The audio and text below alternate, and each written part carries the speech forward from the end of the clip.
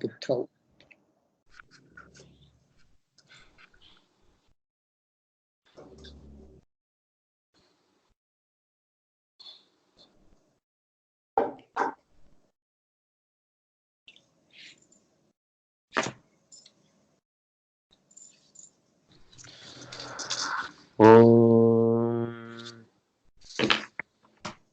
नारायणाय परिपूर्णगुणार्णवाय विश्वोदयस्थितिलयोन्नियतिप्रदाय ज्ञानप्रदाय विबुधासुरसौख्यदुःखसत्कारणाय वितता नमो नमस्ते। यो विप्लम्ब विपरीतमतिप्रभूतवादान्यरस्य कृतवान् भुवि तत्त्ववादम् सर्वेश्वरो हरिरति प्रतिपादयन्तम् आनन्दतीर्थमुनिवर्यमहं नमामि। नारायणं सुरगुरुं जगदेकनाथं भक्तप्रियं सकललोकनमस्कृतं च त्रैगुण्यवर्जितमजं विभुमाद्यमीशं वन्दे भवघ्नोमरासुरसिद्धवन्द्यं। नारायणं नमस्कृत्य नरं चैव नरोत्तमं देवीं सरस्वतीं व्यासं ततो जयमुदीरये। रमापतिं पूर्णगुणं मुकुन्दं व्यासं च विज्ञानसहस्रभानुं पूर्णप्रबोधं च सुतत्वदीपं क्रमाद्गुरूंश्च प्रणमामि मूर्ध्ना। ನಾಲ್ಕು ದಿಕ್ಕುಗಳನ್ನು ಆವರಿಸಿಕೊಂಡಂತಹ ರಾಮನ ಸೈನ್ಯ ರಾವಣನನ್ನ ತತ್ತರಿಸುವಂತೆ ಮಾಡಿತು. ನಾಲ್ಕು ದ್ವಾರಗಳಲ್ಲಿ ಸ್ವತಃ ತಾನು ಉತ್ತರ ದಿಕ್ಕಿನಲ್ಲಿ ನಿಂತು ಹಾಗೆ ಪ್ರಹಸ್ತ, ನಿಕುಂಭ ಮತ್ತು ಇಂದ್ರಜಿತ್ತನನ್ನ ಯುದ್ಧಕ್ಕೆ ಕಳುಹಿಸಿದ್ರೆ ಅದಕ್ಕೆ ಪ್ರತ್ಯುತ್ತರವಾಗಿ ರಾಮಚಂದ್ರನು ಕೂಡ ಅಂಗದನನ್ನು, ಹನುಮಂತನನ್ನು ಸ್ವತಃ ಒಂದು ಕಡೆ ತಾನೇ ರಾವಣನಿಗೆ ಎದುರಾಗಿ ಮಧ್ಯದಲ್ಲಿ ಸುಗ್ರೀವನನ್ನ ಇಟ್ಟು ಕಳುಹಿಸಿದ. ಹೀಗೆ ಎಲ್ಲ ಕಡೆಯ ಸೈನ್ಯಕ್ಕೆ ಪ್ರತ್ಯುತ್ತರ ನೀಡಿದಾಗ ಅದರಲ್ಲಿ ಪ್ರಹಸ್ತ ಮತ್ತು ವಜ್ರದಂಷ್ಟ್ರ ಇಬ್ರೂ ಕೂಡ ಪ್ರಾಣವನ್ನು ಕಳ್ಕೊಳ್ತಾರೆ. ನೀಲ ಮತ್ತು ವಿಭೀಷಣ ಇಬ್ಬರೂ ಸೇರಿಕೊಂಡು ಆತನನ್ನ ಹತಗೊಳಿಸಿದ್ರೆ, ಪ್ರಹಸ್ತನನ್ನ ಹತಗೊಳಿಸಿದ್ರೆ, ಇನ್ನೊಂದು ಕಡೆಯಿಂದ ಇಂದ್ರಜಿತ್ತನ್ನ ಹನುಮಂತ ಓಡಿಸ್ತಾನೆ. ವಜ್ರದಂಷ್ಟ್ರನನ್ನು ಕೂಡ ಅಂಗದ ನೆಲಕ್ಕುರುಳಿಸಿದ ಬಳಿಕ ಧೂಮ್ರನೇತ್ರ ಅನ್ನುವಂತಹ ಒಬ್ಬ ರಕ್ಕಸನನ್ನ ರಾವಣ ಹನುಮಂತನಿರುವ ದಿಕ್ಕಿನ ಕಡೆಗೆ ಕಳುಹಿಸಿ ಸ್ವತಃ ತಾನೇ ಯಜ್ಞಕ್ಕೆ ಆಹುತಿ ಹಾಕಿರುವಂತೆ ಹನುಮಂತನ ಕೈಯ ಏಟಿಗೆ ಧೂಮ್ರನೇತ್ರ ಪ್ರಾಣವನ್ನು ಕಳಕೊಂಡ. ರುದ್ರದೇವರ ವರಬಲದಿಂದ ತಾನು ಸಾಯಲಾರೆ ಎನ್ನುವಂತಹ ವರವನ್ನು ಪಡೆದಿದ್ದರೂ ಕೂಡ ಸಾವು ಅವನನ್ನ ಬೆನ್ನಟ್ಟಿಕೊಂಡು ಬಂತು. ಅಕಂಪನ ರಾವಣನ ಆಣತಿಯಂತೆ ಯುದ್ಧಕ್ಕೆ ಬಂದಿದ್ದಾನೆ. ಅವನಿಗೂ ಬಲ ಇತ್ತು, ಸಾವಿಲ್ಲ ಅನ್ನುವ ಅವಧ್ಯತ್ವದ ವರ. ಹನುಮಂತ ಅವನನ್ನು ಕೂಡ ಕ್ಷಣದಲ್ಲಿ ನಾಶಗೊಳಿಸಿದ. ರಾಮಚಂದ್ರನ ಆಣತಿಯಂತೆ ಕಪಿಗಳೆಲ್ಲರೂ ಸೇರಿ ಅಂದಿನ ರಾತ್ರಿ ಬೆಂಕಿಯನ್ನ ಕೊಳ್ಳಿಯಲ್ಲಿ ಹಿಡಿದು ಅಗ್ನಿದೇವನಿಗೆ ಆಹುತಿಯಾಗಿ ಲಂಕೆಯನ್ನು ಒಪ್ಪಿಸಿದ್ರು. ಮತ್ತೊಮ್ಮೆ ಲಂಕೆ ಸುಟ್ಟು ಕರಕಲಾಯಿತು. ರಾವಣನಿಗೆ ಸಿಟ್ಟು ತಡೆಯದಾಯಿತು. ಕುಂಭಕರ್ಣನ ಮಕ್ಕಳಾದ ಅತ್ಯಂತ ಬಲಿಷ್ಠರಾದ ಕುಂಭಕರ್ಣನಂತೆಯೇ ಎತ್ತರದ ಪರ್ವತ ಗಾತ್ರದ ಶರೀರವುಳ್ಳ ನಿಕುಂಭರು ಸಂತಸಗೊಂಡು ತಮ್ಮ ಬಾಯಿಗೆ ಕಪಿ ಸೈನ್ಯವನ್ನ ಹಾಗೆ ಆಹಾರವಾಗಿ ಮುಕ್ಕುತ್ತಾ ಓಡಿ ಬಂದ್ರೆ ಕಪಿವೀರರೂ ಕೂಡ ಸಿಕ್ಕಲ್ಲಿಗೆ ಓಡತೊಡಗಿದರು. ಅದರಲ್ಲಿ ಸ್ವತಃ ಜಾಂಬವಂತ, ತಾರ, ನೀಲ, ನಳ, ಮೈಂದ, ವಿವಿಧ, ಅಂಗದ ಮೊದಲಾದ ಎಲ್ಲ ಹಿರಿಯರು ಕೂಡ ಕುಂಭನ ಜೊತೆಗೆ ಹೋರಾಡ್ಲಿಕ್ಕೆ ಆಗ್ಲೇ ಇಲ್ಲ, ಸೋತು ಓಡೋದ್ರು. ಸುಗ್ರೀವ ಅವನ ಜೊತೆಗೆ ಬಹಳ ವೀರಾವೇಶದಿಂದ ಹೋರಾಡಿ ಆತನನ್ನ ಯಮನ ಮನೆಗೆ ಅಟ್ಟಿದ. ಸಕುಂಭೋ ವಿಧಾತು ಸುತಂ ಸ್ವಾರ ನೀಲೌ ನಳಂ ಚಾಶ್ವಿಪುತ್ರೌ ಜಿಗಾಯಾಂಗದಂಚ ಸುಯುದ್ಧಂಚ ಕೃತ್ವಾ ದಿನೇಶಾತ್ಮಜೇನ ಪ್ರಣೀತೋ ಯಮಸ್ಯಾಶು ಲೋಕಂ ಸುಪಾಪಃ. ಸಹ ಕುಂಭಃ ವಿಧಾತು ಸುತಂ ಜಾಂಬವಂತಂ, ತಾರ, ನೀಲ, ನಳ, ಅಶ್ವಪುತ್ರರಾದಂತಹ ಮೈಂದ ವಿವಿಧ, ಅಂಗದಂಚ ಜಿಗಾಯ ಅಂಗದನೆ ಮೊದಲಾದ ಎಲ್ಲರನ್ನು ಸೋಲಿಸಿ ಸುಯುದ್ಧಂ ಕೃತ್ವ ಚೆನ್ನಾಗಿ ಯುದ್ಧ ಮಾಡಿ ದಿನೇಶಾತ್ಮಜೇನ ಪ್ರಣೀತಃ. ದಿನೇಶ ಅಂತಂದ್ರೆ ದಿನಕ್ಕೆ ಒಡೆಯನಾದ ಸೂರ್ಯ, ಸೂರ್ಯನಿಗೆ ಆತ್ಮಜ ಅಂದ್ರೆ ಸುಗ್ರೀವ, ಸುಗ್ರೀವನ ಎದುರು ಯುದ್ಧಕ್ಕೆ ನಿಂತ. ಅವನು ಆಶು ಯಮಸ್ಯ ಲೋಕಂ ಸುಪಾಪಃ ಪ್ರಣೀತಃ. ಅತ್ಯಂತ ಪಾಪಿಷ್ಠನಾದಂತಹ ಕುಂಭನು ಯಮಸ್ಯ ಲೋಕಂ ಪ್ರಣೀತಃ, ಯಮನ ಲೋಕದ ಕಡೆಗೆ ತೆರಳಿದ. ಸುಗ್ರೀವನ ಏಟನ್ನ ತಾಳಲಾರದೆ ಅವನ ಅತ್ಯಂತ ಪರಾಕ್ರಮಶೀಲವಾದ ಯುದ್ಧದ ನೈಪುಣ್ಯವನ್ನ ತಾಳಲಾರದೆ ಪ್ರಾಣವನ್ನು ಬಿಟ್ಟ. ತಥೋ ನಿಕುಂಭೋದ್ರಿವರ ಪ್ರದಾರಣಂ ಮಹಂತಮುಗ್ರಂ ಪರಿಘಂ ಪ್ರಗೃಹ್ಯ ಸಸಾರ ಸೂರ್ಯಾತ್ಮಜಮಾಶು ಭೀತಃ ಸಪುಪ್ಲುವೆ ಪಶ್ಚಿಮತೋ ಧನುಷ್ಯತಂ. ತತಃ ಆ ಬಳಿಕ ನಿಕುಂಭನು ಅದ್ರಿವರ ಪ್ರದಾರಣಂ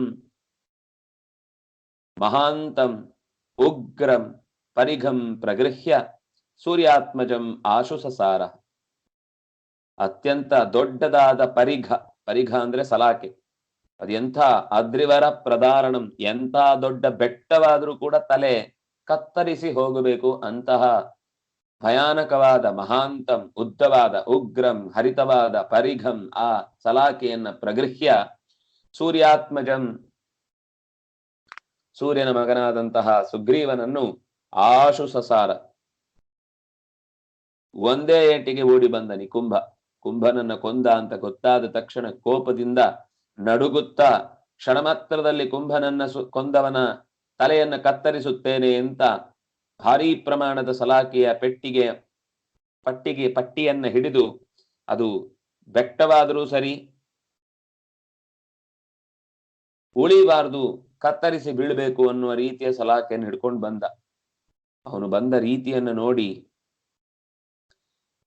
ಆ ಬೀಸುವಿಕೆಯಿಂದ ತಪ್ಪಿಸಿಕೊಳ್ಳುವ ಅನಿವಾರ್ಯತೆ ಉಂಟಾಗಿ ಸುಗ್ರೀವ ಪಶ್ಚಿಮತಃ ಧನುಷ್ಯತಂ ಪುಪ್ಲುವೆ, ಆ ಕ್ಷಣದಲ್ಲಿ ಅದಕ್ಕೆ ಪ್ರತ್ಯುತ್ತರವನ್ನು ಸಿದ್ಧಗೊಳಿಸುವುದಕ್ಕೆ ಸಮಯವಿಲ್ಲದಿದ್ದರಿಂದ 100 ಬಿಲ್ಲುಗಳಷ್ಟು ದೂರಕ್ಕೆ ಹಿಂದಕ್ಕೆ ನೆಗೆದ. ಪುಪ್ಲುವೆ ನೆಗೆದು ನಿಂತ. ಹಿಂದಕ್ಕೆ ಬೀಳುವುದು ಅಂತಂದ್ರೆ ಅದು ಸೋಲುವುದು ಅಂತಲ್ಲ, ಮುಂದಕ್ಕೆ ನೆಗೆಯಲಿಕ್ಕೆ ಬೇಕಾದ ಒಂದು ಹೊಸ ಹೆಜ್ಜೆ ಎನ್ನುವುದನ್ನ ಸುಗ್ರೀವ ಮರೆತಿರ್ಲಿಲ್ಲ. ಆದ್ರಿಂದ ಆ ಕ್ಷಣದಲ್ಲಿ ಆತನ ಸಂಭ್ರಮಕ್ಕೆ ನನ್ನನ್ನು ಕಂಡು ಹೆದರಿದ್ರು ಅನ್ನುವ ಭಾವ ಅವನಲ್ಲೊಂದು ರಿಲ್ಯಾಕ್ಸೇಷನ್ ಹುಟ್ಟಿಸುತ್ತೆ. ನಾನು ಇವನನ್ನ ಸೋಲಿಸಬಹುದು ಅಂತ ಆ ಮೊದಲಿನ ಸಂಭ್ರಮ ಕಳೆಯುವುದಕ್ಕೆ ಬೇಕಾದ ಹಾಗೆ ಹಿಂದಕ್ಕೆ ನೆಗೆದು ನಿಂತ. ತಂ ಭ್ರಾಮಯತ್ಯಾಶು ಭುಜೇನ ವೀರೇ ಭ್ರಾಂತೋ ದಿಶೋದ್ಯೌಷ್ಟ ಸಚಂದ್ರ ಸೂರ್ಯಾ ಸುರಾಶ್ಚ ತಸ್ಯೋರು ಬಲಂ ವರಂಚ ಶರ್ವೋದ್ಭವಂ ವೀಕ್ಷ್ಯ ವಿಷೇದುರೀಶತ್. ಆದ್ರೆ ಅವನು ಸುಮ್ನೆ ಬೀಸಿದ್ದು ಅಂತಂದ್ರೆ ಏನೋ ಕೈಗೆ ಸಿಕ್ಕಿತು ಅದನ್ನ ಬೀಸಿದ ಅಂತ ಅನ್ನುವ ರೀತಿ ಇರ್ಲಿಲ್ಲ. ಅವನ ಅದು ಫೇವರೆಟ್ ಆಯುಧದ ರೀತಿಯೇ ಇತ್ತು. ಆ ವೀರನಾದ ನಿಕುಂಭನ ಕೈಯಲ್ಲಿ ಆ ಕಬ್ಬಿಣದ ಸಲಾಕೆ ಹೇಗೆ ತಿರುಗ್ತಾ ಇತ್ತು ಅಂದ್ರೆ ದಿಕ್ಕುಗಳಲ್ಲಿದ್ದಂತಹ ಯಾವ ವಸ್ತುಗಳು ಕೂಡ ಉಳಿಲಿಲ್ಲ. ಸೂರ್ಯ ಚಂದ್ರರ ಜೊತೆಗಿರುವ ದೇವಲೋಕದ ಸಂಬಂಧಕ್ಕೂ ಘಾಸಿ ಆಯಿತು ಅನ್ನುವಷ್ಟು ಅದರ ವೇಗ ಇತ್ತು. ಆ ಲೋಕಗಳು ಕೂಡ ಕಂಪಿಸತೊಡಗಿದವು. ಅವನ ಈ ಅಮಾನುಷವಾದ ಬಲಿಷ್ಠ ವ್ಯಕ್ತಿತ್ವವನ್ನ ಪಡೆದಿದ್ದು ಅವನು ರುದ್ರದೇವರ ಬಲಬಲದಿಂದ. ಅದರಿಂದಾಗಿ ದೇವತೆಗಳು ಸ್ವಲ್ಪ ಯೋಚನೆ ಮಾಡಿದ್ರು, ಓಹೋ ಶರ್ವೋದ್ಭವಂ ವರಂ ತಸ್ಯ ಉರುಬಲಂ ಸುರಾಹ ವೀಕ್ಷ್ಯ ಈಶತ್ ವಿಷೇದು. ಸ್ವಲ್ಪ ಕತಿಗೊಂಡರು, ದುಃಖಗೊಂಡರು, ಖೇದಪಟ್ಟರು. ಇದು ಅಸಾಮಾನ್ಯವಾದ ಬಲ, ಸುಮ್ಮನೆ ಹೀಗೆ ಸಲೀಸಾಗಿ ತನ್ನನ್ನ ಮಲಗಿಲಿಸ್ಲಿಕ್ಕೆ ಸಾಧ್ಯ ಇಲ್ಲ. ಆಶುಭುಜೇನ ಭ್ರಾಮಯತಿ ವೀರೇ, ಆ ವೀರನ ಕೈಯಲ್ಲಿ ಪರಿಘವು ಬಿಡುಬೀಸಾಗಿ ದಿಕ್ಕು ದಿಕ್ಕುಗಳನ್ನ ವ್ಯಾಪಿಸಿಕೊಳ್ಳುತ್ತಾ ತಿರುಗುತ್ತಾ ಇದ್ರೆ ದಿಶಃ ಭ್ರಾಂತ, ದಿಕ್ಕುಗಳೇ ಕಂಗಾಲಾದವು. ಸೂರ್ಯಚಂದ್ರರಿಂದೊಡಗೂಡಿದ ಸ್ವರ್ಗವೂ ಕಂಗೆಟ್ಟಿತು. ತಸ್ಯ ಉರುಬಲಂ ಶರ್ವೋದ್ಭವಂ ವರಂಚ ವೀಕ್ಷ್ಯ ಸುರಾಹ, ದೇವತೆಗಳು ಈಶತ್ ಸ್ವಲ್ಪ ವಿಷೇದು ದುಃಖಪಟ್ಟರು, ದಿಗಿಲುಗೊಂಡ್ರು. ಅನನ್ಯ ಸಾಧ್ಯಂ ತಮಥೋ ನಿರೀಕ್ಷ್ಯ ಸಮುತ್ಪಪಾತಾಶು ಪುರೋಸ್ಯ ಮಾರುತಿ ಪ್ರಕಾಶವಾಃ ಕ್ವಂತರ ಆಹ ಚೈನಂ ಕಿಮೇಭಿರತ್ರ ಪ್ರಹರಾಯುಧಂತೆ. ಈ ನಿಕುಂಭನನ್ನ ಇನ್ಯಾರು ಕೊಲ್ಲುವುದಕ್ಕೆ ಸಾಧ್ಯ ಇಲ್ಲ ಅಂತ ಎಲ್ಲರೂ ಅನ್ಕೊಂಡಿದ್ರೆ ಹನುಮಂತ ಅವನ ಎದುರುಗಡೆ ಬಂದು ನಿಂತ. ತಾನು ನೆಗೆದು ನಿಂತ ಶೈಲಿಗೆನೆ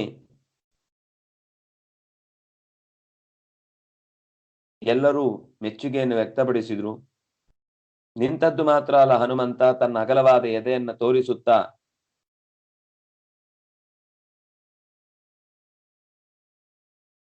ಈ ಸಣ್ಣ ಪುಟ್ಟ ಕಪಿಗಳ ಮೇಲೆ ನಿನ್ನದೇನು ಪ್ರಲಾಪ, ಅವರ ಮೇಲೇನು ನಿನ್ನ ತಾಕತ್ತಿನ ಪರಿಚಯ, ಸಾಧ್ಯ ಇದ್ರೆ ಈ ಎದೆ ಮೇಲೆ ಹೊಡೆದು ನೋಡು ನಿನ್ನ ಸಲಾಕೆಯನ್ನು ಅಂತ ಹನುಮಂತ ಸವಾಲು ಹಾಕಿದ. ಅಥೋ ಆ ಬಳಿಕ ತಂ ಅನನ್ಯ ಸಾಧ್ಯಂ, ಆ ನಿಕುಂಭನನ್ನ ಬೇರೆ ಯಾರಿಂದಲೂ ಕೂಡ ಬಗ್ಗು ಬಡಿಯಲಿಕ್ಕೆ ಸಾಧ್ಯ ಇಲ್ಲ ಅನ್ನುವುದನ್ನ ನಿರೀಕ್ಷ್ಯ ಹನುಮಂತ ತಿಳಿದು ಅಸ್ಯ ಪುರಃ ಸಮುತ್ಪಪಾತ, ಈ ಹನುಮಂತ ಅವನ ಮುಂದಕ್ಕೆ ನೆಗೆದು ನಿಂತ.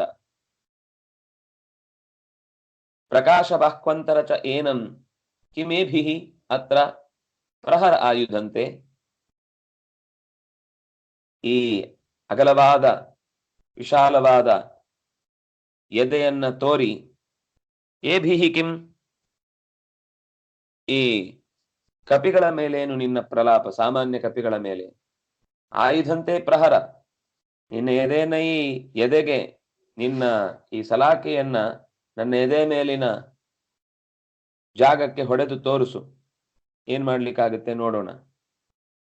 ಇತೀರಿತಸ್ತೇನ ಸರಾಕ್ಷಸೋತ್ತಮೋ ವರಾದ ಮೋಘಂ ಪ್ರಜಹಾರ ವಕ್ಷಸಿ ವಿಚೂರ್ಣಿತೋಸೌ ತದುರಸ್ಯ ಭೇದ್ಯೆ ಯಥೈವ ವಜ್ರೋ ನಿಪತೋ ವೃಥಾಭವತ್. ಹನುಮಂತ ಹೀಗೆ ಹೇಳುವುದನ್ನು ಪೂರಂ ಕಾಯಲು ಇಲ್ಲ. ಕೋಪ ಇತ್ತು, ವರಬಲದ ಮದ ಇತ್ತು, ಕೈಯಲ್ಲಿದ್ದ ಆಯುಧ ಆಗ್ಲೇ ಬೀಸಿ ಹಿಡ್ಕೊಂಡು ಅಭ್ಯಾಸ ಆಗಿತ್ತು.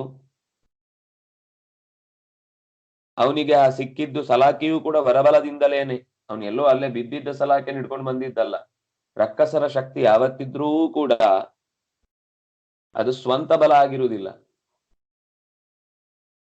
ದೇವತೆಗಳನ್ನ ವರ ಪಡೆದು ಮೆಚ್ಚಿಸಿದ್ದನ್ನೇ ಅವರು ದುರುಪಯೋಗ ಮಾಡಿಕೊಳ್ತಾರೆ. ಹಾಗಾಗಿ ತಪಸ್ಸು ಒಳ್ಳೇದೋ ಕೆಟ್ಟದೋ ಕೇಳಿದ್ರೆ ಅದಕ್ಕೆ ಉತ್ತರ ಇಲ್ಲ. ಒಳ್ಳೇದಕ್ಕೆ ಬಳಸಿಕೊಂಡ್ರೆ ತಪಸ್ಸು ಒಳ್ಳೇದು, ಕೆಟ್ಟದಕ್ಕೆ ಬಳಸಿಕೊಂಡ್ರೆ ತಪಸ್ಸು ಕೆಟ್ಟದು. ಅದರಿಂದಾಗಿ ತಪಸ್ಸು ಮಾಡಿ ಪಡೆದಂತಹ ಸಲಾಕೆಯನ್ನ ಹನುಮಂತನ ಎದೆ ಮೇಲೆ ಪ್ರಯೋಗಿಸಿದ.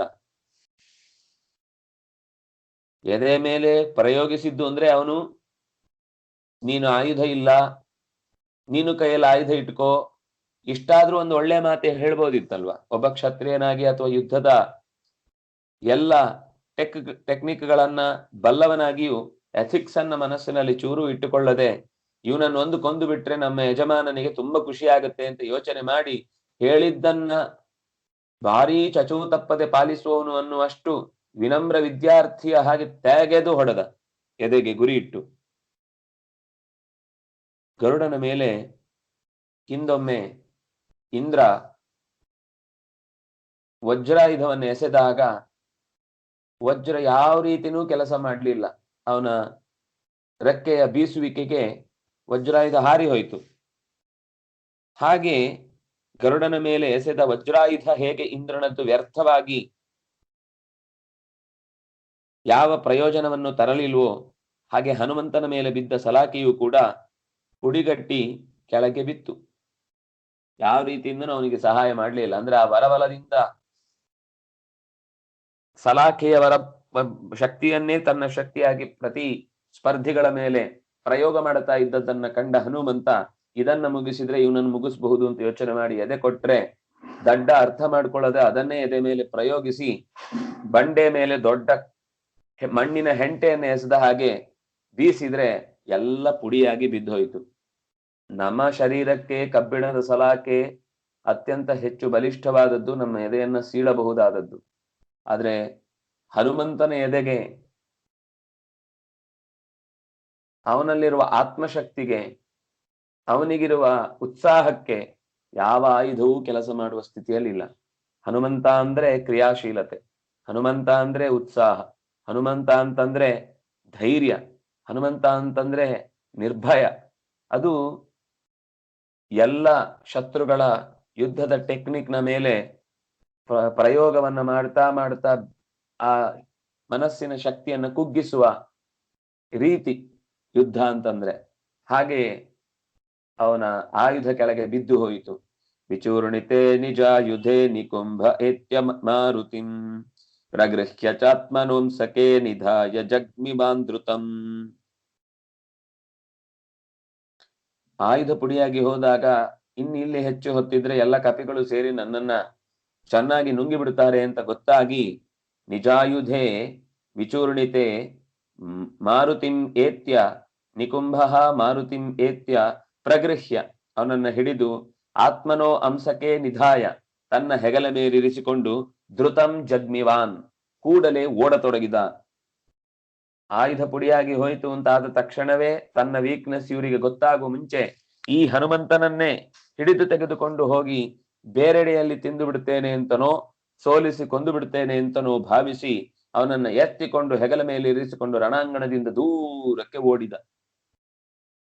ಪ್ರಗೃಹ್ಯ ಕಂಠಮಸ್ಯ ಸ ಪ್ರಧಾನ ಮಾರುತಾತ್ಮಜಃ ಸ್ವಮಾಶು ಮೋಚಯನ್ಸ್ತತೋ ನ್ಯಪಾತ ಯದ್ಧರಾತಳೆ. ಹನುಮಂತ ಓಡುವಾಗ, ಅಂದ್ರೆ ಈ ನಿಕುಂಭ ಓಡುವಾಗ ಹನುಮಂತ ಅವನ ಹೆಗಲ ಮೇಲೆ ಕೂತವನೇ ಅವನ ಕುತ್ತಿಗೆಯನ್ನು ಗಟ್ಟಿಯಾಗಿ ಒತ್ತಿ ಹಿಡ್ಕೊಂಡ. ಅವನು ಕಾಲು ಹಿಡ್ಕೊಂಡು ಎತ್ತಿ ಹೆಗಲ ಮೇಲೆ ಇಟ್ಕೊಂಡು ಜಾರದ ಹಾಗೆ ತಪ್ಪಿಸಿಕೊಳ್ಳದ ಹಾಗೆ ಅವನನ್ನು ಹಿಡ್ಕೊಂಡ್ರೆ ಹನುಮಂತ ಅವನ ಕುತ್ತಿಗೆಯನ್ನು ಒತ್ತಿ ಹಿಡ್ದ. ಓಡಿದ ಓಡಿದ ಓಡಿದ ಆಕಾಶದಲ್ಲಿ ಎಲ್ಲಾ ದಿಕ್ಕುಗಳಿಗೂ ಓಡಿದ. ಕುತ್ತಿಗೆಯ ಬಿಗಿ ಹಿಡಿತ, ಅದು ಪ್ರಾಣನದ್ದು ಹಿಡಿತ ಅಂತಂದ್ರೆ ಅವನ ಕೈಯಲ್ಲಿ ಹಿಡಿದೇ ಒಳಗಿನಿಂದ ಅವನ ಉಸಿರನ್ನು ಹಿಡಿಬಹುದು. ಆದ್ರೆ ಯಾವತ್ತೂ ಶಕ್ತಿಯನ್ನ ಹೇಗೋ ಪ್ರಯೋಗ ಮಾಡುವುದಿಲ್ಲ. ಅವನು ಯುದ್ಧ ಮಾಡ್ತಾ ಇದ್ದಾನೆ, ಎತ್ತಿಕೊಂಡು ಹೋಗ್ತಾ ಇದ್ದಾನೆ, ಎದುರುಗಡೆ ನಿಲ್ಲಿಸಿ ಯುದ್ಧ ಮಾಡೋದು ಬಿಟ್ಟು ಹೀಗೆ ಎತ್ತಿಕೊಂಡು ಹೋದದ್ದಕ್ಕೋಸ್ಕರ ಕುತ್ತಿಗೆಯಲ್ಲಿ ಹೇಗೂ ಸಹಜವಾಗಿ ಕೂಡಿಸಿದ್ದಾನೆ ಅಂತಂದಾಗ ಕುತ್ತಿಗೆಯನ್ನು ಗಟ್ಟಿ ಹಿಡ್ಕೊಂಡ.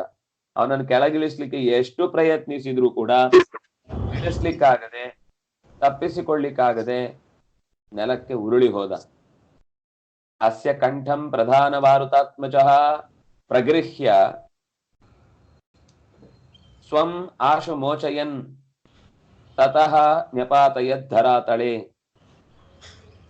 ಅವನ ಹಿಡಿತದಿಂದ ತನ್ನನ್ನ ತಪ್ಪಿಸಿಕೊಂಡು ಅವನನ್ನೇ ಕೆಳಕ್ಕೆ ಉರುಳಿಸಿದ.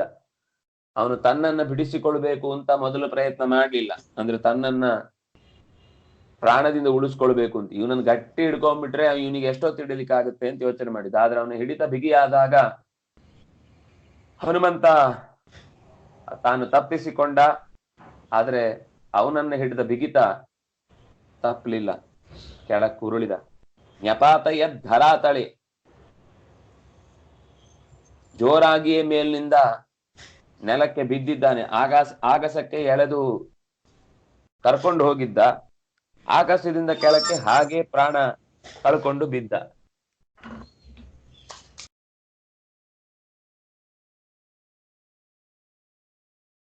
ಚಕಾರತಂ ರಣಾತ್ಮಕೆ ಮಖೇ ರಮೇಶ ದೈವತೆ ಪಶುಂ ಪ್ರಭಂಜನಾತ್ಮಜೋ ವಿನೇದುರತ್ರ ದೇವತಾ.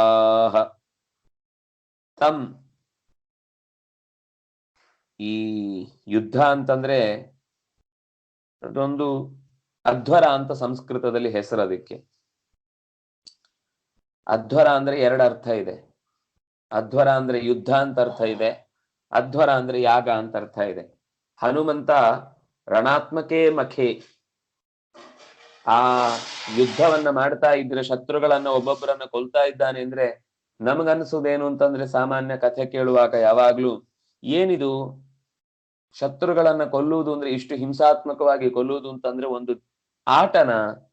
ಅದು ಹನುಮಂತನಿಗಿರ್ಬೋದು, ರಾಮನಿಗಿರ್ಬೋದು, ಲಕ್ಷ್ಮಣನಿಗಿರ್ಬೋದು, ವಿಭೀಷಣನಿಗಿರ್ಬೋದು, ಇವರೆಲ್ಲ ಏನ್ ಮಾಡ್ತಿದ್ದಾರೆ, ಇವರೆಲ್ಲ ಮನುಷ್ಯರ ಪಾತಕಿಗಳ ಅನ್ನುವ ರೀತಿ ನಾವು ಪ್ರಶ್ನೆಗಳನ್ನ ಬರುವುದನ್ನು ನೋಡ್ತೇವೆ. ರಾಮ ಒಬ್ಬ ಹಿಂಸೆ ಮಾಡುವವನು, ಕೃಷ್ಣ ಒಬ್ಬ ನರಹಂತಕ, ಅವನಂತಹ ಒಬ್ಬ ದುಷ್ಟನೇ ಜಗತ್ನಲ್ಲಿಲ್ಲ. ಸಾಮಾನ್ಯ ಸಣ್ಣ ಜೀವಿಯನ್ನು ಪ್ರೀತಿಸಬೇಕಾದಂತಹ ದೇವಾನುದೇವತೆಗಳೇ ಯುದ್ಧದಲ್ಲಿ ಕೀಟಗಳನ್ನ ಸಾಯಿಸಿದಂತೆ ಎಲ್ಲರನ್ನ ಕೊಲ್ತಾ ಬರ್ತಾರೆ. ಎಲ್ಲರನ್ನ ಅಂತ ಹೇಳ್ತಾರೆ, ರಾಕ್ಷಸರನ್ನ ಅಂತ ಹೇಳಲ್ಲ, ದುಷ್ಟರನ್ನ ಅಂತ ಹೇಳಲ್ಲ, ಎದುರಾಳಿಯಾಗಿ ಬಂದು ಕಾಲ್ ಕೆದಕಿಕೊಂಡು ಬಂದವರನ್ನು ಅಂತ ಹೇಳಲ್ಲ. ಮನುಷ್ಯ ಮಾತ್ರವನ್ನು ಬಿಡದ ಈ ನರಹಂತಕರು ಕೊಲ್ಲುವುದನ್ನ ನೋಡಿದ್ರೆ ಇವರನ್ನೆಲ್ಲ ದೇವತೆಗಳು ಅಂತ ನಾವು ನಂಬುವುದು ಹೇಗೆ? ಅವರ ಕೈಯಲ್ಲಿರುವ ಆಯುಧಗಳೇ ಅವರ ಯಾವತ್ತಿನ ಹಿಂಸಾ ಪ್ರವೃತ್ತಿಯನ್ನು ನಮಗೆ ತೋರಿಸ್ಕೊಡ್ತಾ ಇರುತ್ತೆ. ದೇವಸ್ಥಾನಗಳಲ್ಲಿ ಹೋಗಿ ನೋಡಿದ್ರೆ ಯಾವಾಗ್ಲೂ ದೇವತೆಗಳ ಕೈಯಲ್ಲಿ ಆಯುಧ. ಸೈನಿಕರ ಕೈಯಲ್ಲಿ ಆಯುಧವನ್ನು ನೋಡಿದ್ರೆ ಹೆದರುವುದು ಭೂಗತರು ಅಥವಾ ಭಯೋತ್ಪಾದಕರು ಅಥವಾ ಕಳ್ಳರು ಅಥವಾ ಸುಳ್ಳರು ಹೊರತು, ದೇಶದ್ರೋಹಿಗಳು ಹೊರತು ಸಾಮಾನ್ಯ ಜನ ಅಲ್ಲ. ದೇವತೆಗಳ ಕೈಯಲ್ಲಿರುವ ಆಯುಧವನ್ನು ನೋಡಿ ಹೆದರಿಕೆ ಆಗ್ತಾ ಇದೆ ಅಂದ್ರೆ ಅವರಲ್ಲಿ ಎಂಥ ಒಳಗಿನ ಅಳುಕುತನ ಇದೆ ಅನ್ನೋದು ಅವರ ಬಾಯಿಯೇ ಅವರನ್ನ ಬಚ್ಚಲು ಮಾಡ್ತಾ ಇರುತ್ತೆ. ಅವರ ಎಲ್ಲ ಒಳಗುಟ್ಟುಗಳನ್ನು ಬಿಚ್ಚಿಕೊಡ್ತಾ ಇರುತ್ತೆ. ಆದ್ರೆ ನಾವು ಅವರ ಮಾತು ರಂಗುರಂಗಾಗಿರುವುದನ್ನ ಕೇಳಿ ಹೌದಲ್ವಾ ಅಂತ ಒಂದು ಸರ್ತಿ ನಾವು ತಲೆದೂಗುವ ಹಾಗೆ ಮಾತಾಡ್ತಾರೆ. ಆದ್ರೆ ಅವರ ಕೈಯಲ್ಲಿರುವ ಆಯುಧ, ಅವರ ಕೈಯಲ್ಲಿ ಯುದ್ಧದಲ್ಲಿ ಹತವಾದಂತಹ ಯಾವ ರಾಕ್ಷಸ ವೀರರಿರಬಹುದು, ಯಾರೇ ಇರಬಹುದು, ಅವರು ಸುಮ್ಮನೆ ಒಂದು ಹೆಣವಾಗಿ ಬೀಳುವುದಿಲ್ಲ, ಯಜ್ಞದಲ್ಲಿ ಆಹುತಿಯಾಗಿ ಹೋಗ್ತಾರೆ ಅನ್ನೋದನ್ನ ಹೇಳ್ತಾ ಇದ್ದಾರೆ. ಚಕಾರತಂ ರಣಾತ್ಮಕೇ ಮಖೆ, ಆ ರಾಕ್ಷಸನನ್ನ ಕೊಂದದ್ದು ರಣವೆಂಬಂತಹ ಯಜ್ಞದಲ್ಲಿ. ಮಖ ಅಂದ್ರೆ ಶ್ರೇಷ್ಠವಾದ ಯಾಗ.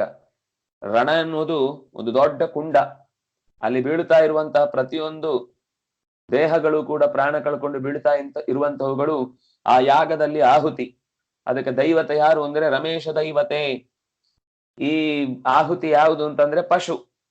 ಪಶು ಅಂದ್ರೆ ಸಂಸ್ಕೃತದಲ್ಲಿ ಅದಕ್ಕೆ ಬಂಧಿಸ್ಲಿಕ್ಕೆ ಯೋಗ್ಯವಾದದ್ದು ಅಥವಾ ಬಂಧನಕ್ಕೆ ಒಳಗಾದದ್ದು.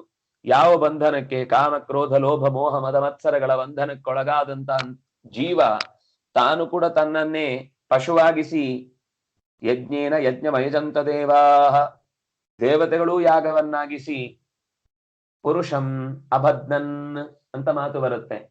ಪಶುಂ, ಪುರುಷನನ್ನೇ ಪಶುವನ್ನಾಗಿ ಬಂಧಿಸಿದ್ರು ಅಂತ.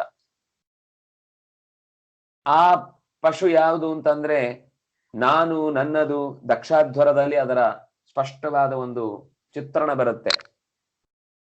ನಾನು ನಾನು ನಾನು ನನ್ನನ್ನು ಅವಮಾನಿಸಿದ್ದು ಅಂತನ್ನುವ ಒಂದೇ ಹಠಕ್ಕೆ ರುದ್ರದೇವರ ವಿರುದ್ಧ ಯಾಗಗೈದು ಅವರಿಗೆ ಅದರಲ್ಲಿ ಆಹುತಿಯನ್ನು ಕೊಡದೆ ಅನರ್ಥವಾದ, ವಿಧಿಹೀನವಾದ, ವ್ಯರ್ಥವಾದ ಆಹುತಿಯನ್ನ ಯಜ್ಞವನ್ನ ಕೈಗೊಂಡಾಗ ವೀರಭದ್ರ ರೂಪ ಅವನ ತಲೆಯನ್ನ ಕತ್ತರಿಸಿತು. ಯಾಗದಲ್ಲಿ ಕೊಡಬೇಕಾಗಿದ್ದು ತಲೆದಂಡ. ಅದು ಎಂತಹದ್ದು ಅಂದ್ರೆ ನಾನು ನನ್ನದು ಅನ್ನುವ ಭಾವವೇ ತಲೆದಂಡ ಅಲ್ಲಿ. ಹಾಗೆ ಇವರೆಲ್ಲ ಅಂತದ್ದಕ್ಕೆ ಪ್ರತೀಕಗಳು. ನಾನು ಅಂತ ಹೇಳುವವನು, ವರಬಲದಿಂದ ಮದವನ್ನ ಹೊಂದಿದವನು, ಶತ್ರುಗಳನ್ನ ಕಸದಂತೆ ಕಾಣುವವನು. ಶತ್ರುಗಳು ಅಂತಲ್ಲ, ಯಾವುದೇ ವ್ಯಕ್ತಿಗಳಾಗಿದ್ರು ಲೋಕದಲ್ಲಿ. ಇಲ್ಲ ಅಂದ್ರೆ ಯಾರಾದ್ರೂ ವರ ಬೇಕು ಅಂತ ಕೇಳಿದ್ರೆ ಅತ್ಯಂತ ಬಲಿಷ್ಠವಾದ ಉಗ್ರವಾದ ಪ್ರಘಸವನ್ನ, ಕಬ್ಬಿಣದ ಸಲಾಖೆಯನ್ನು ವರವಾಗಿ ಕೇಳ್ತಾರ? ವರ ಸಿಗುವುದು ಅಂತಂದಾಗ ನಾನು ಲೋಕಕ್ಕೆ ಹಿತ ಆಗುವಂತ ರೀತಿಯಲ್ಲಿ ಬದುಕ್ಲಿಕ್ಕೆ ಏನೆಲ್ಲ ಬೇಕೋ ಅದನ್ನ ಅನುಗ್ರಹಿಸು ಅಂತ ಕೇಳುದು ಬಿಟ್ಟು, ಶತ್ರುಗಳನ್ನ ಸೋಲಿಸ್ಲಿಕ್ಕೆ ಅವರು ಒಂದೇ ಏಟಿಗೆ ತಲೆ ಹಾರಿ ಅವರು ಇದ್ರೋ ಇಲ್ಲೋ ಅಂತ ಗೊತ್ತಾಗಬಾರ್ದು ಅನ್ನುವಷ್ಟು ವೇಗವನ್ನ ಪಡೆಯುವ ಹತ್ಯೆಯನ್ನ ಅಪೇಕ್ಷಿಸಿ ಆಯುಧಗಳನ್ನ ಬೇಡ್ತಾರೆ ಅಂತಂದ್ರೆ ಅವರಲ್ಲಿ ಏನಿತ್ತು ಅನ್ನೋದು ಈ ಆಹುತಿಯನ್ನು ಕೊಡುವ ಕ್ರಮದಲ್ಲಿ ಹೇಳ್ತಾ ಇದ್ರೆ. ಪಶುವನ್ನ ಬಂಧಿಸಿ ಕೊಟ್ಟ. ಪಶುಂ ಪ್ರಭಂಜನಾತ್ಮಜಃ, ರಣೇ ರಣಾತ್ಮಕೆ ಮಖೆ ಪಶುಂ ಚಕಾರ. ಪ್ರಭಂಜನ ಪ್ರಾಣನ ಆತ್ಮಜ ಮಗನೆನಿಸಿದಂತಹ ಹನುಮಂತ ಸ್ವತಃ ಪ್ರಾಣನೇ ಇನ್ನೊಂದು ರೂಪದಿಂದ ಅವತಾರಿಯಾಗಿ ಹನುಮಂತನಾಗಿ ಕೊಂಡಾಗ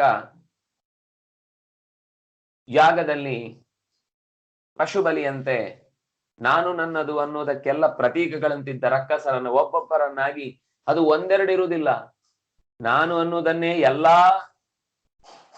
ರಕ್ಕಸರು ತಮ್ಮ ಸಹಜ ಭಾವ ಅನ್ನುವಂತೆ ಬದುಕ್ತಾ ಇರ್ತಾರೆ. ಅವರೆಲ್ಲರೂ ಈ ಪಶು ಬಲಿಗೆ ಯೋಗ್ಯರು ಅಂತ ಯೋಚನೆ ಮಾಡಿ ಹನುಮಂತ ಒಬ್ಬೊಬ್ಬರನ್ನೇ ಕೊಡ್ತಾ ಬರ್ತಾ ಇದ್ದಾನೆ. ದೇವತಾಹ ಅತ್ರ ವಿನೇದು. ದೇವತೆಗಳು ಮಾರುತಿ ತಾನು ಮಾಡ್ತಾ ಇರುವ ಕೆಲಸದಲ್ಲಿ ಸ್ವಲ್ಪವೂ ದ್ವೇಷ ಇಲ್ಲ. ಅಲ್ಲ, ಈ ರಾಕ್ಷಸರನ್ನ ಕೊಂದ್ರೆ ದೇವತೆಗಳಿಗೆ ಯಾಕೆ ಇಷ್ಟು ಖುಷಿ? ಅವರು ಹಿಂಸಾನಂದಿಗಳೇ ಆದ್ರಲ್ವಾ. ಒಬ್ಬ ಪ್ರಾಣ ಕಳ್ಕೊಂಡು ಕಣ್ಣು ಹೊರಕ್ಕೆ ಬಿಡ್ತಾ, ನಾಲಿಗೆ ಹೊರಕ್ಕೆ ಹಾಕ್ತಾ, ಮೂಗು ಕಿವಿಗಳಲ್ಲಿ ನೆತ್ತರ್ ಕಾರ್ತಾ ಇದ್ರೆ ಅವ್ರು ಖುಷಿ ಪಡ್ತಾರೆ ಅಂದ್ರೆ ಎಂಥ ದೇವತೆಗಳವರು ಅಂತ ನಮಗೂ ಪ್ರಶ್ನೆ ಬರುತ್ತೆ. ಯಾವಾಗ್ಲೂ ಇಂದ್ರ ಯಾವ್ದೋ ಎಡವಟ್ಟು ಕೆಲಸ ಮಾಡ್ತಿರ್ತಾನೆ, ಆಮೇಲೆ ಹೋಗಿ ದೇವತೆಗಳ ಹತ್ರ ಕೇಳ್ತಾನೆ, ಅವರು ಹೋಗಿ ಬ್ರಹ್ಮದೇವರ ಹತ್ರ ನಿಲ್ಲಿಸ್ತಾರೆ, ನಾನೇನ್ ಹೇಳೋದು ಅಂತ ಹೇಳಿ ಅವನು ಕೊಂಡು ಹೋಗಿ ಮತ್ತೆ ವೈಕುಂಠದ ಎದುರುಗಡೆ ಬಂದು ನಿಲ್ತಾನೆ. ಆಗ ಪರಮಾತ್ಮ ಹೇಳ್ತಾನೆ, ನಿಮ್ ಕಷ್ಟ ಆಗಿದ್ಯಾ, ಬರ್ತೇನೆ. ನಮ್ಗಿದು ಮೇಲ್ನೋಟಕ್ಕೆ ಕಾಣುವ ಕಥೆ. ನಿಜವಾದ ಮುಖ ನಾವ್ಯಾವತ್ತೂ ಅರಿತುಕೊಳ್ಳುವುದಕ್ಕೆ ಹೋಗುವುದೇ ಇಲ್ಲ. ಇಂದ್ರನಿಗೆ ತೊಂದರೆ ಆಯಿತು, ದೇವತೆಗಳಿಗೆ ತೊಂದರೆ ಆಯಿತು ಅನ್ನುವ ಅಷ್ಟೇ ಕಾರಣಕ್ಕೆ ಭಗವಂತ ಅವತಾರ ಎತ್ತುವುದಲ್ಲ.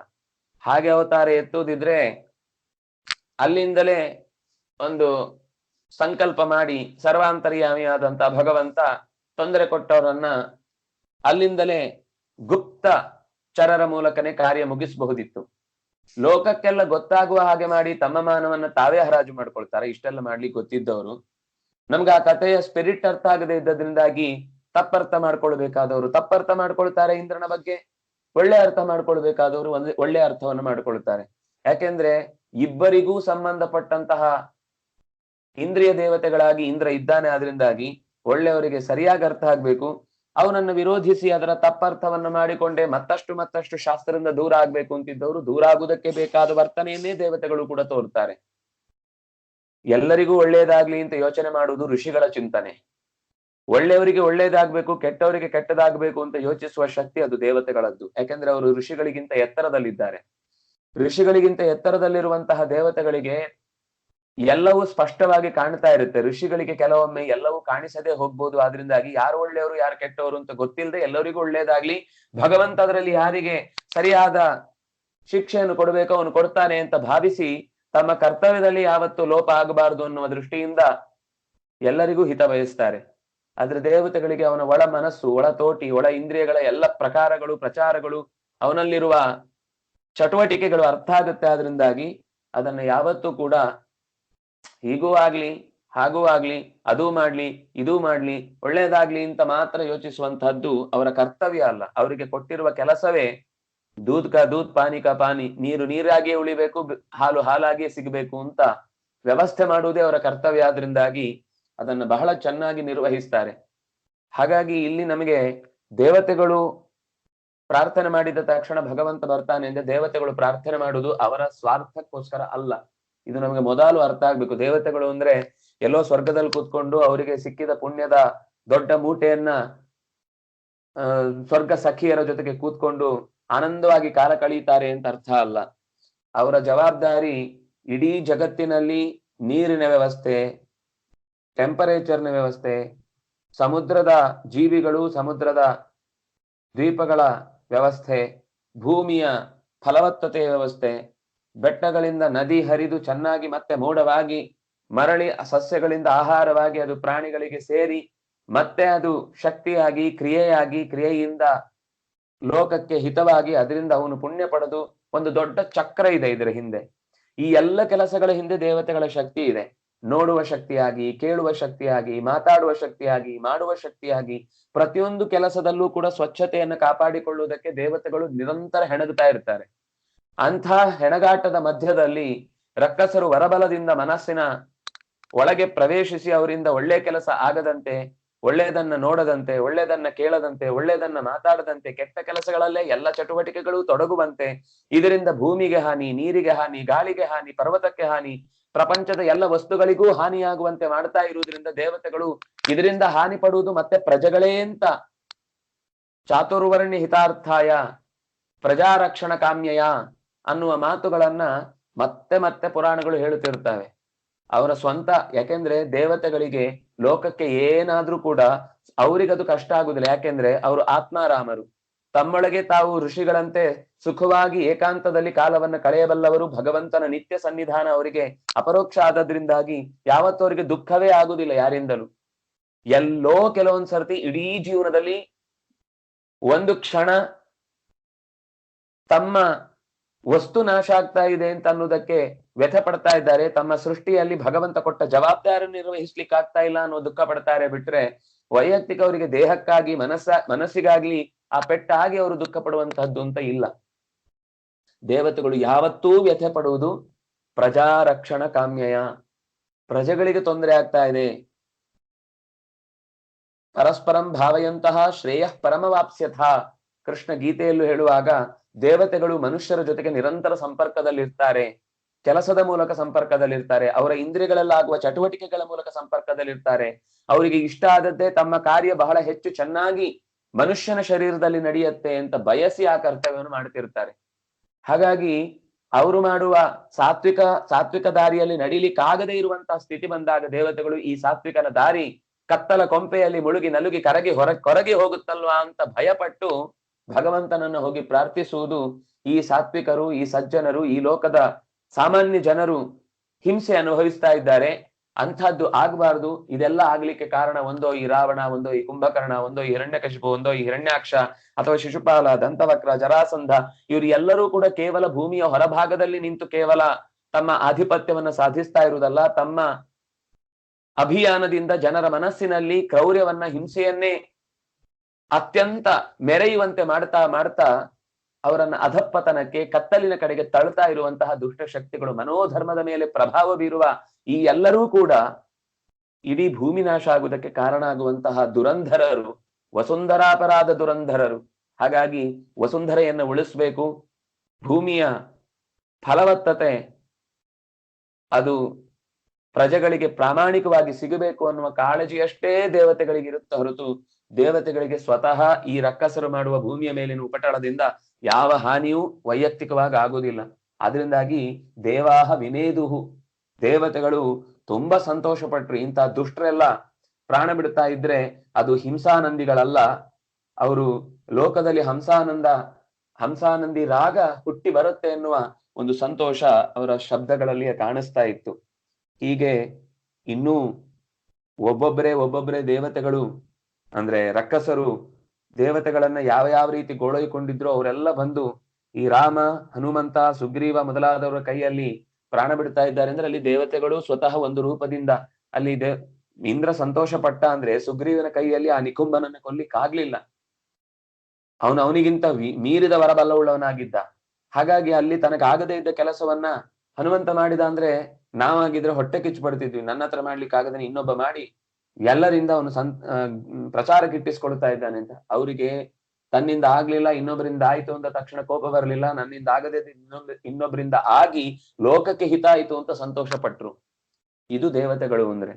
ನಮಗೆ ಗೊತ್ತಿಲ್ಲದೆ ನಾವು ಸುಮ್ನೆ ನಮ್ಮ ಧಾರಾವಾಹಿಗಳಲ್ಲಿ ತೋರಿಸಿದ ಇಂದ್ರನನ್ನ ನೋಡಿ, ಶನಿಯನ್ನ ನೋಡಿ, ಅಥವಾ ವಿಷ್ಣುವನ್ನ ನೋಡಿ, ಶಿವನನ್ನ ನೋಡಿ ಅವರಲ್ಲಿರುವಂತಹ ನಮ್ಮ ತರದ್ದೇ ಭಾವನೆಗಳು ಅವರು ಯಥಾ ಪ್ರಕಾರ ವಂಚನೆ, ಮೋಸ, ದಗಲ್ಬಾಜಿ ಇತ್ಯಾದಿಗಳಲ್ಲಿ ಅತ್ಯಂತ ಗುಟ್ಟಾಗಿ ಸಾಮಾನ್ಯ ಮನೆಯಲ್ಲಿ ನಡೆಯುವಂತಹ ಕೆಟ್ಟ ಧಾರಾವಾಹಿಗಳ ಚಿತ್ರಣವನ್ನೇ ದೇವತೆಗಳ ಮನಸ್ಸಿನಲ್ಲೂ ಬಿತ್ತಿ ಅದನ್ನೇ ನಮ್ಮ ಮನಸ್ಸಿಗೂ ಚೆಲ್ತಾ ಇರುವಂತಹ ದುಷ್ಟರ ಕೂಟ ಇವತ್ತಿಗೂ ಇನ್ನೂ ಕೂಡ ಅದೇ ರೀತಿ ಕಾರ್ಯ ಪ್ರವೃತ್ತಿಯಲ್ಲಿ ತೊಡಗಿಕೊಂಡಿದೆ. ನಾವು ನಿರಂತರ ಪ್ರಾರ್ಥಿಸಿಕೊಳ್ಳದೆ ಹೋದ್ರೆ, ಸತ್ಯವನ್ನ ಕಾಣುವಂತಹ ಕಣ್ಣನ್ನು ಕೊಡುವಂತ ಕೇಳದೆ ಹೋದ್ರೆ ನಮ್ಮ ಬದುಕೇ ಕತ್ತಲೆ ಆಗತ್ತೆ, ಕಣ್ಣಿದ್ದು ಕುರುಡಾಗ್ತೇವೆ. ಪ್ರಜ್ಞಾ ಚಕ್ಷುಗಳಾಗಬೇಕು, ಕೇವಲ ಬಾಹ್ಯ ಚಕ್ಷುಗಳಾಗಿ ನಮ್ಮನ್ನ ನಾವು ಕಳ್ಕೊಳ್ಳುವಂತಾಗಬಾರದು ಅಂತನ್ನುವ ಈ ಎಚ್ಚರಿಕೆಯನ್ನೆಲ್ಲ ನಮಗೆ ಆಚಾರ್ಯರು ಈ ತಾತ್ಪರ್ಯ ನಿರ್ಣಯದ ಮಾತುಗಳಲ್ಲಿ ಮತ್ತೆ ಮತ್ತೆ ಕೊಡ್ತಾ ಇರ್ತಾರೆ. ನಾವು ಗಮನಿಸುವುದಿಲ್ಲ ಅಷ್ಟೇ. ನಮ್ಗೆ ಕಥೆ ಅವ್ರು ಗೆದ್ರು, ಇವ್ರು ಸೋತ್ರು, ಇವ್ರು ಗೆದ್ರು, ಅವ್ರು ಸೋತ್ರು. ಸೋತ್ರು ಗೆದ್ರು ಅನ್ನೋದಕ್ಕಿಂತ ಹೆಚ್ಚು ಅಲ್ಲಿ ಏನು ಗೆದ್ದಿತು, ಏನು ಸೋತಿತು ಅನ್ನೋದನ್ನು ನಾವು ಯೋಚನೆ ಮಾಡಿದ್ರೆ ಇದು ತತ್ವಗಳ ನಡುವಿನ ಸಂಗ್ರಾಮ ಹೊರತು ಕೇವಲ ಮನುಷ್ಯರ, ರಕ್ಕಸರ, ದೇವತೆಗಳ ನಡುವಿನ ಸಂಗ್ರಾಮ ಮಾತ್ರ ಅಲ್ಲ. ಕತ್ತಲೆ ಬೆಳಕಿನ ಯುದ್ಧ ಇದು. ಆ ಯುದ್ಧದಲ್ಲಿ ನಾವು ಯಾವಾಗ್ಲೂ ಬೆಳಕಿಗಾಗಿ ಹಾತೊರೆಯುವ ಮನಸ್ಸುಳ್ಳವರಾದ್ರೆ ನಮಗೆ ಎಲ್ಲ ಕಡೆಯೂ ಬೆಳಕೇ ಕಾಣುತ್ತೆ. ಇಲ್ಲ ಅಂದ್ರೆ ಕತ್ತಲೆಯು ಬೇಕ್ಯಾಕೆ ಅಂದ್ರೆ ಬೆಳಕಿನ ಅನುಭವವನ್ನ ಇನ್ನಷ್ಟು ಹೆಚ್ಚು ಅನುಭವಿಸ್ಲಿಕ್ಕೋಸ್ಕರ ಬೇಕಷ್ಟೇ ಹೊರತು ಕತ್ತಲೆಯೇ ಇಷ್ಟ ಅನ್ನುವ ಹಾಗೆ ಗೂಬೆಗಳಾಗಬಾರದು ಅನ್ನುವ ಎಚ್ಚರಿಕೆಯನ್ನ ಆಚಾರ್ಯರು ಮತ್ತೆ ಮತ್ತೆ ಕೊಡ್ತಾರೆ. ಅದರ ಮುಂದಿನ ಭಾಗವನ್ನ ನಾಳಿದ್ದು ಸೇರಿದಾಗ ನೋಡೋಣ. ನಮಸ್ಕಾರ. ಸ್ವಸ್ತಿ ಪ್ರಜಾಭ್ಯ ಪರಿಪಾಲಯಂತಾಂ ನ್ಯಾಯೇನ ಮಾರ್ಗೇಣ ಮಹಿಂ ಮಹಿಷಾಃ ಗೋಬ್ರಾಹ್ಮಣೇಭ್ಯ ಶುಭಮಸ್ತು ನಿತ್ಯಂ ಲೋಕಾಃ ಸಮಸ್ತಾಃ ಸುಖಿನೋ ಭವಂತು. ಕಾಲೇ ವರ್ಷತು ಪರ್ಜನ್ಯಃ ಪೃಥಿವೀ ಸಸ್ಯಶಾಲಿನಿ ದೇಶೋಯಂ ಕ್ಷೋಭರಹಿತಃ ಸಜ್ಜನಾಃ ಸಂತು ನಿರ್ಭಯಾಃ ಅಪುತ್ರಾ ಪುತ್ರಿಣಃ ಸಂತು ಪುತ್ರಿಣಃ ಸಂತು ಪೌತ್ರಿಣಃ ಅಧನಾಃ ಸಧನಾಃ ಸಂತು ಜೀವಂತು ಶರದಾಂ ಶತಂ. ಸರ್ವೇ ಭವಂತು ಸುಖಿನಃ ಸರ್ವೇ ಸಂತು ನಿರಾಮಯಾಃ ಸರ್ವೇ ಭದ್ರಾಣಿ ಪಶ್ಯಂತು ಮಾ ಕಶ್ಚಿತ್ ದುಃಖಭಾಗ್ ಭವೇತ್. ಕಾಯೇನ ವಾಚಾ ಮನಸೇಂದ್ರಿಯೈರ್ವಾ ಬುದ್ಧ್ಯಾತ್ಮನಾ ವಾ ಅನುಸೃತ ಸ್ವಭಾವಃ ಕರೋಮಿ ಯದ್ಯತ್ ಸಕಲಂ ಪರಸ್ಮೈ ನಾರಾಯಣಾಯೇತಿ ಸಮರ್ಪಯಾಮಿ. ಕೃಷ್ಣಾರ್ಪಣಮಸ್ತು.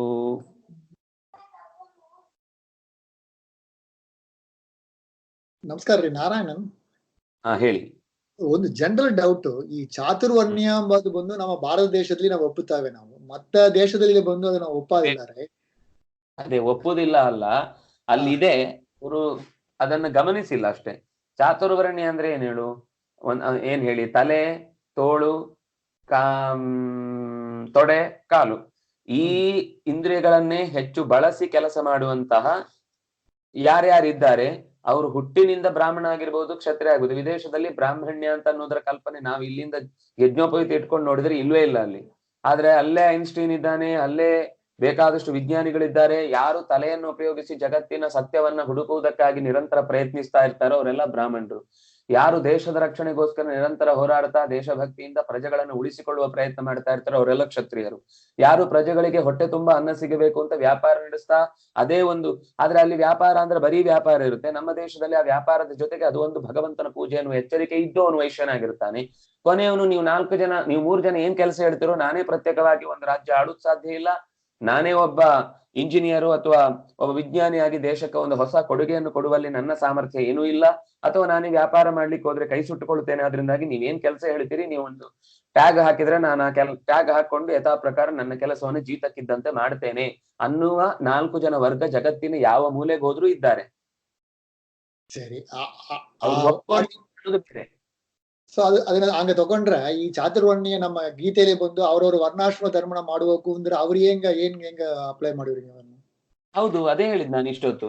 ಅವ್ರು ಹೇಗ್ ಅವರು ತಮ್ಮ ತಮ್ಮ ಕರ್ತವ್ಯವನ್ನು ಮಾಡುದು ಅಂದ್ರೆ, ಅವನಿಗೆ ಅಕಸ್ಮಾತ್ ಈಗ ಒಬ್ಬ ವಿಜ್ಞಾನಿಯಾಗೇ ಬೆಳಿಬೇಕು ಅಂತಿದ್ರೆ ಅವನು ವಿಜ್ಞಾನದ ಧರ್ಮವನ್ನೇ ಪಾಲನೆ ಮಾಡುತ್ತೆ, ಅದೇ ದೇವರ ಪೂಜೆ.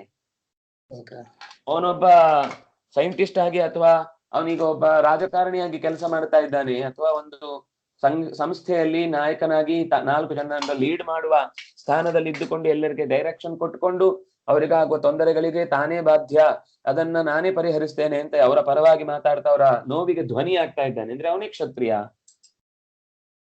ಅದು ಅರ್ಥ ಆಯ್ತು ನನ್ನ ಪಾಯಿಂಟ್. ಈಗ ನಾವು ಬ್ರಾಹ್ಮಣ ಹುಟ್ಟಿರ ಒಂದು ಸಂಧ್ಯಾವಂದನ ಮಾಡಬೇಕು, ದೇವ್ರ ಪೂಜೆ ಮಾಡಬೇಕು, ಅವನ ಕರ್ತವ್ಯ ಮಾಡಬೇಕು, ಅವ ಬಂದು ಅಡ್ಮಿನಿಸ್ಟ್ರೇಟಿವ್. ಇಲ್ಲಿ ನಮ್ಗೆ ವೇದದ ಧರ್ಮ ಅದಕ್ಕೆ ಸರಿಯಾಗಿ ನಮ್ಮನ್ನ ಯಾವ ರೀತಿ ಇರ್ಬೇಕು ಅನ್ನೋದಕ್ಕೆ ಟ್ರೈನಿಂಗ್ ಕೊಡುತ್ತೆ. ಅವರಿಗೆ ಆ ತರದ ಒಂದು ಧರ್ಮದ ಹಿನ್ನೆಲೆ ಇಲ್ಲ, ಅದರಿಂದಾಗಿ ಅವರಿಗೆ ಆ ಟ್ರೈನಿಂಗ್ ಅನ್ನು ಅವ್ರು ಪಡೀಲಿಕ್ಕಾಗದೆ ತಮ್ಮ ನಿತ್ಯದ ಕರ್ಮ ಏನು ಅಂತ ಗೊತ್ತಿಲ್ಲದೆ ಹಾಗೆ ಯಥಾ ಪ್ರಕಾರ ಜೀವನ ನಡೆದು ಹೋಗ್ತಾ ಇದೆ.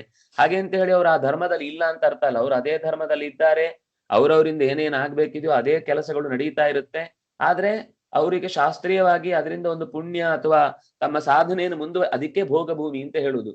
ಎಷ್ಟೋ ಸರ್ತಿ ಅಲ್ಲಿ ಏನು ನಿಮ್ಗೆ ಕೆಲಸ ಮಾಡಿದ್ರೆ ಪುಣ್ಯ ಇಲ್ವಾ ಅಂದ್ರೆ, ಕೆಲಸ ಮಾಡಿದ್ರೆ ಪುಣ್ಯ ಇದೆ, ಅದಕ್ಕೊಂದು ಶಾಸ್ತ್ರದ ಚೌಕಟ್ಟಿಟ್ಟುಕೊಂಡು ನಾವು ಇಷ್ಟು ಕೆಲಸ ಮಾಡಿದ್ದೇವೆ ಅಂತ ನಮ್ಮಲ್ಲಿಯೇ ನಾವು ತೃಪ್ತಿಯನ್ನು ಹೊಂದಲಿಕ್ಕೆ ಬೇಕಾದ ಒಂದು ಶಾಸ್ತ್ರೀಯ ವ್ಯವಸ್ಥೆ ಇಲ್ಲ. ಆದ್ರಿಂದಾಗಿ ನೀವು ಅಲ್ಲಿ ಎಷ್ಟೇ ಹೋಗಿ ಗುಡ್ಡೆ ಹಾಕಿದ್ರು ನಿಮ್ಗೆ ಅಲ್ಲಿರುವ ವಾತಾವರಣ, ಅಲ್ಲಿಯ ಪರಿಸರ ಅದನ್ನ ಹೊಂದಿಕೊಳ್ಳಿಕ್ಕೆ ಬಹಳ ಕಷ್ಟ ಆಗುತ್ತೆ ಅಂತಾನೆ ಇಲ್ಲಿ ಇದ್ದಾಗ ನಿಮ್ಗೆ ಏನ್ ಸಾಧನೆ ಮಾಡ್ಲಿಕ್ಕಾಗುತ್ತೋ ಅದಕ್ಕೋಸ್ಕರ ಭಾರತದಲ್ಲಿ ಹುಟ್ಟುವುದು, ಭಾರತದಲ್ಲಿ ಬೆಳೆಯುವುದು, ಭಾರತದಲ್ಲಿ ಇದ್ದು ನಮ್ಮ ಕರ್ತವ್ಯವನ್ನು ನಿರ್ವಹಿಸುವುದು ಅಂತ ಅನ್ನೋದು ಹೆಚ್ಚು ಸಾಧನೆಗೆ ಶ್ರೇಯಸ್ಕರವಾದ ದಾರಿ ಅಂತ ಹೇಳುವಂತಹದ್ದು.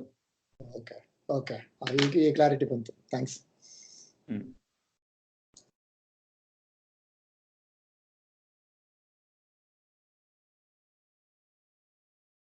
ಸರಿ, ಮುಕ್ತಾಯ ಮಾಡ್ತೇನೆ.